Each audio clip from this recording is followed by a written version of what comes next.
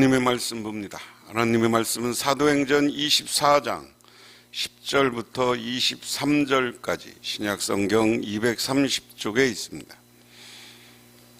총독이 바울에게 머리로 표시하여 말하라 하니 그가 대답하되 당신이 여러 해 전부터 이 민족의 재판장 된 것을 내가 알고 내 사건에 대하여 기꺼이 변명하나이다.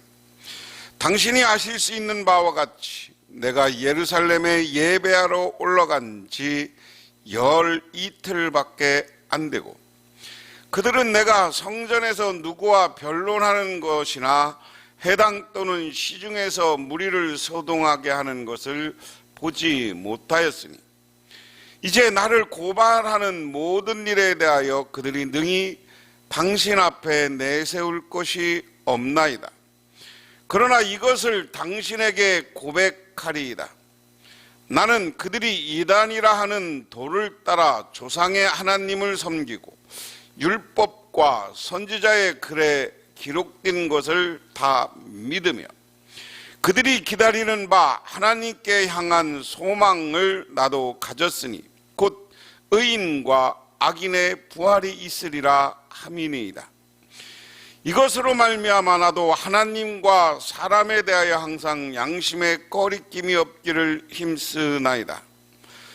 여러 해 만에 내가 내 민족을 구제할 것과 재물을 가지고 와서 드리는 중에 내가 결례를 행하였고 모임도 없고 소동도 없이 성전에 있는 것을 그들이 보았나이다.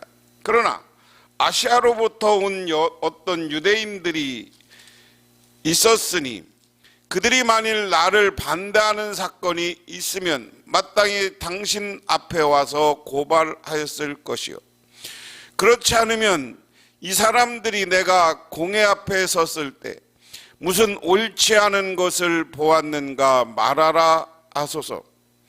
내가 오직 그들 가운데 서서 애치기를 내가 죽은 자의 부활에 대하여 오늘 너희 앞에 신문을 받는다고 한 이 한 소리만 있을 따름이니이다 하니 벨릭스가 이도에 관한 것을 더 자세히 아는 고로 연기하여 이르되 천부장 루시아가 내려오거든 너희를 처결하리라 하고 백부장에게 명하여 바울을 지키되 자유를 주고 그의 친구들이 그를 돌보아 주는 것을 금하지 말라 하니라. 아멘. 지난 시간에 이스라엘의 사내들린과 아나니아라는 대제사장이 바울을 고발하러 가이사라까지 왔습니다. 그런데 하여간 표현에는 닷새 걸려왔다. 근데 닷새 걸려오는 동안에 더둘로라는 변호사 고용해서 왔습니다. 그들이 더둘로를 통해서 바울을 고발한 내용은 두 가지입니다. 하나는 전 아시아 지역과 유럽 지역을 다니면서 소요를 조장했다. 두 번째는 성전을 더럽혔다 하는 내용입니다. 그러면서 그들을 고발하고 사도 바울을 고발하고 당신이 신문해 보십시오. 그럼 이렇게 당신이 신문해 보십시오. 이렇게 이야기를 합니다. 그러니까 오늘 10절에 이렇게 시작됩니다. 총독이 바울에게 머리로 표시하여 말하라 하니 그가 대답하되 당신이 여러 번 여기 중요한 게 총독이 바울에게 머리로 표시하여 말하라 하니 했다는 겁니다. 바울은 베르크스의 신호를 받습니다.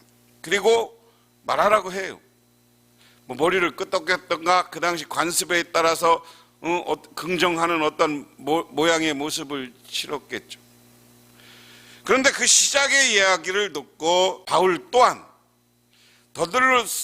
더둘로처럼 예의를 갖춰서 자기의 말을 주장을 하기 시작합니다. 그게 오늘 10절에 나오는 이야기예요. 그가 대답하되 당신이 여러 해 전부터 민족의 재판장이 된 것을 내가 알고 내 사건에 대하여 기꺼이 변명하나이다. 사도 바울도 그 재판장인 펠릭스를 지금 이렇게 높이는 거죠. 당신이 오래전부터 우리 민족의 재판을 맡아서 수고하고 있다. 그것은 뭐 당신이 공정할 줄 안다. 뭐 이런 표현일 수도 있습니다.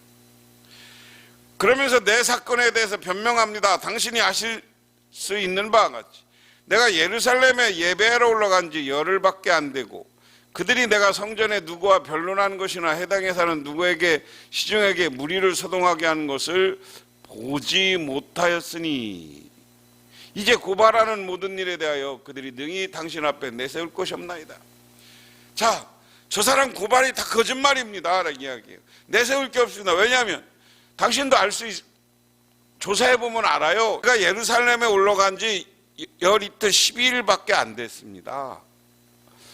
그리고 12일 동안 내가 성전에서 한 일이 아무것도 없고 예루살렘에 올라가서 열이틀 동안 예배하러 올라가서 성전에서 누가 변론할 성전에서 내가 예수에 대해서 얘기하지도 않고 아무것도 안 했다. 나는 머리 깎고 그리고 정결례를 행하고 하나님 앞에 내가 바로 서기 위해서 한 것뿐이다. 내가 누구한테 소유를 주장했다고 하니까 내가 누구한테 예수를 얘기하면서 소유를 조장한 일이 없다 하는 이야기입니다.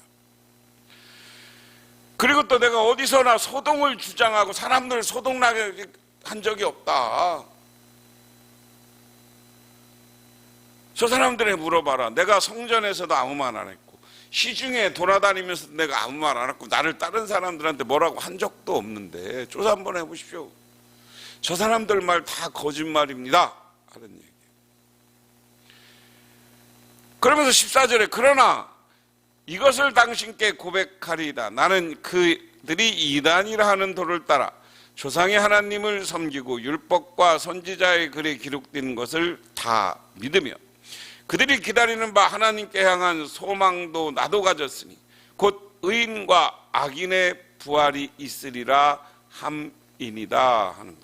자, 오늘 다음에 이제 소요와 소동을 일으키는 것은 무고다 하는 거고 그 다음에 나는 맞다. 저들이 얘기하는 나사렛 예수의 도를 따라 나는 신앙생활을 한다. 그런데 저들이 이야기하는 율법, 저들이 이야기하는 예언서, 선지자들의 글 나는 다 믿는다.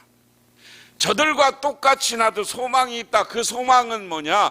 부활에 대한 소망이다. 부활에 대한 소망.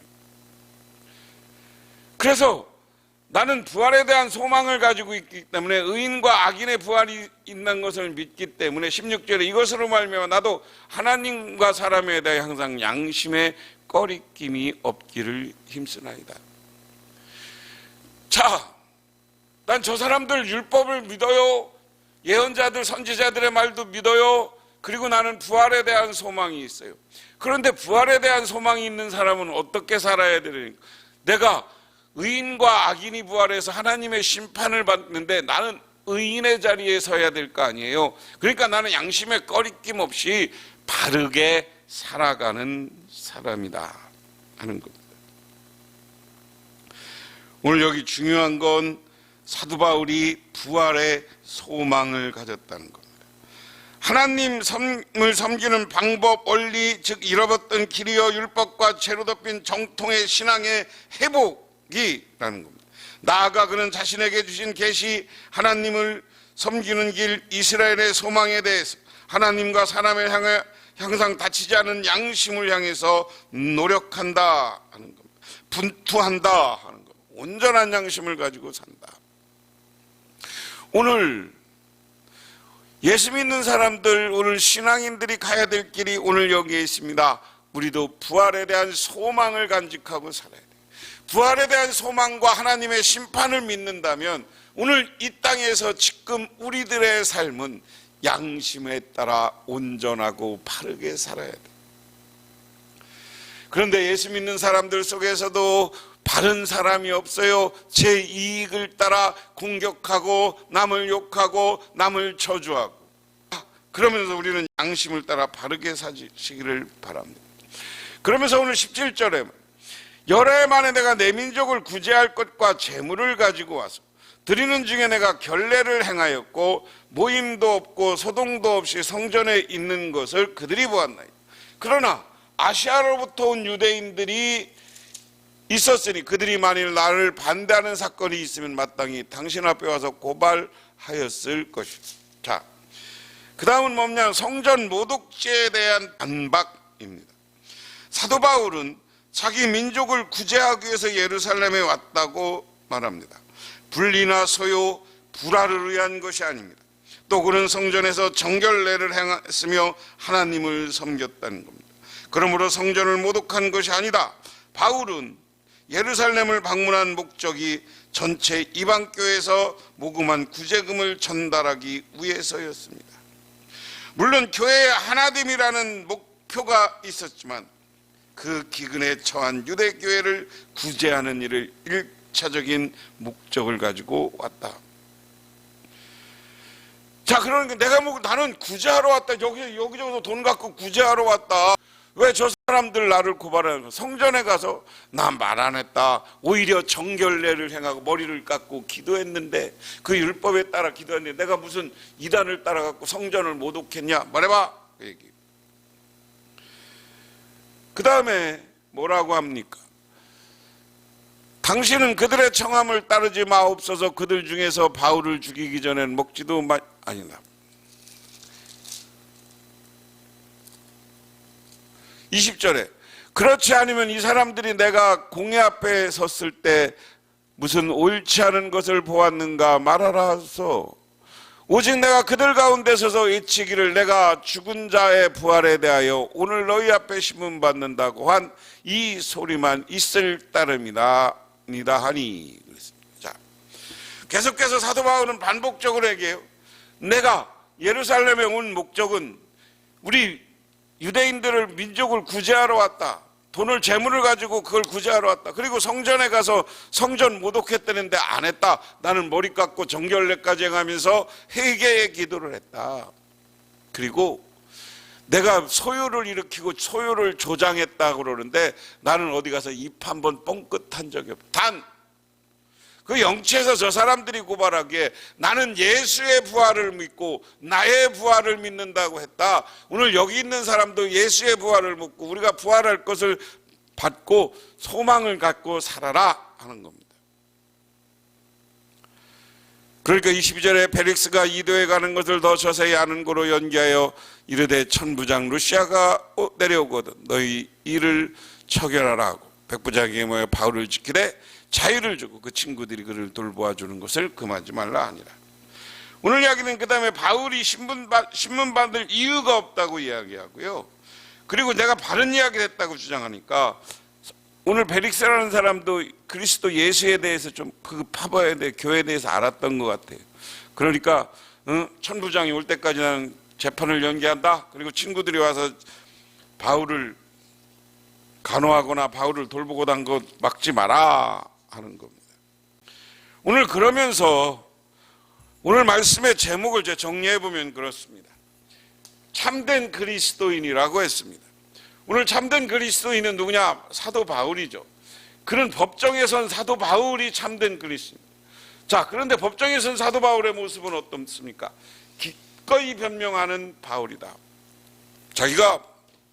자기를 고발한 사도 바울은 자기들을 고발한 사람들 앞에서 기꺼이 나는 죄가 없다 자신 있게 얘기하는 거예요. 나는 하나님의 말씀을 어긴 적이 없다. 저들의 율법을 어긴 적이 없다.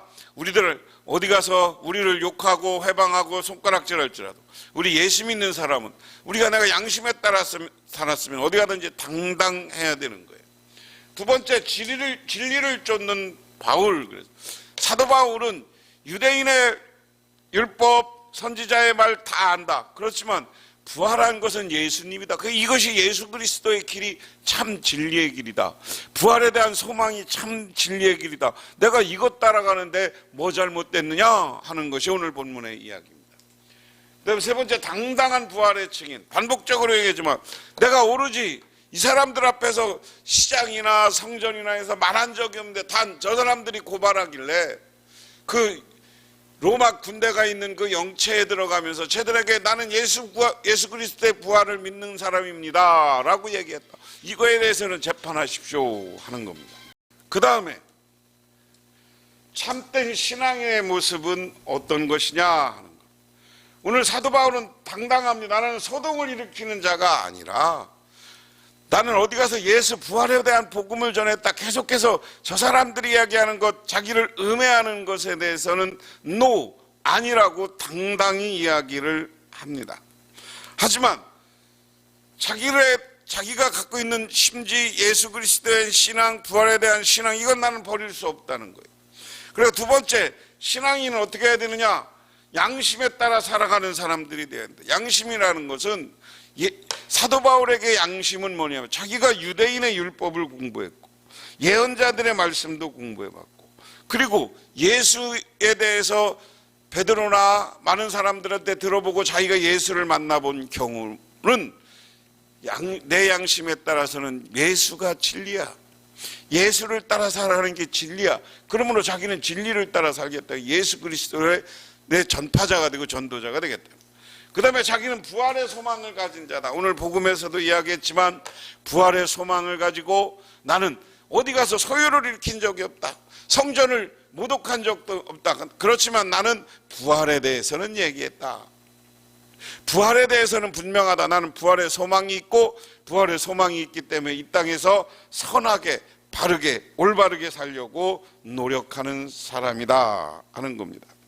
그래서 우리는 오늘 말씀을 통해서 온전한 신앙인, 참된 신앙인이 되기 위해서 노력해야 됩니다.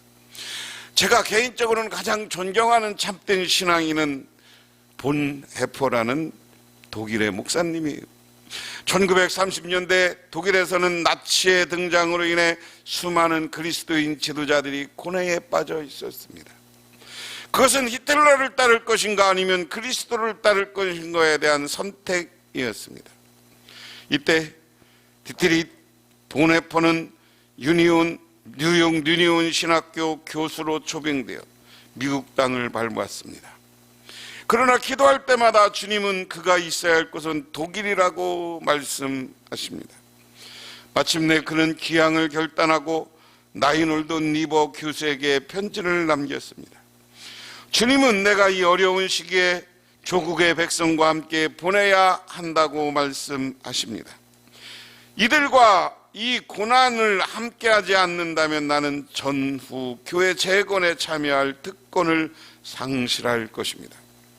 지금 나는 기독교 문명의 존속을 위해 조국의 패배를 소원할 것인지 아니면 조국의 승리를 위해 기독교의 문명을 포기할 것인지를 선택해야 되는 기로에 서게 되었습니다.